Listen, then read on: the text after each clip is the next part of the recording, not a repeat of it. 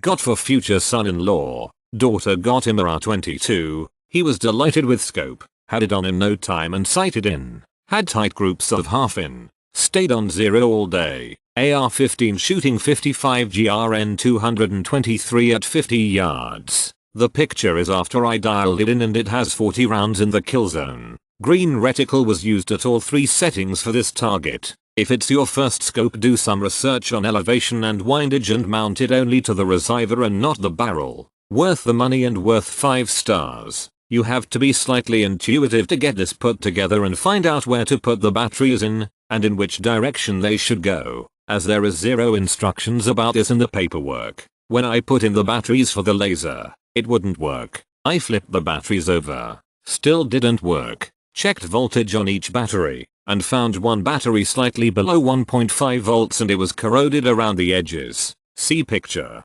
Very old batteries. I didn't have any of the same size, but had some 345s, going from memory, because I threw away the package, and although they were about 50% thicker, they still fit and worked, but I have to leave the screw on cover slightly loosened or else the laser comes on as I tightened the cap switch cover. I have no idea why the laser would not work at all with the supplied batteries, but shipping really old, corroded batteries isn't a good thing. Love this scope. It isn't the best I've ever owned, but it's the best for the money. I'm keeping the shots within a quarter at 50 meters. On an AR this is pretty good. Once I got it on the paper it was making good patterns within 3 shots. I don't think I'd hunt big game with this, but varmint hunting is certainly within its abilities. Update. I'm a couple of 100 rounds down with this scope. She's shooting true and holding 0. Love it. Seriously, it's the best value for a light recoiling rifle.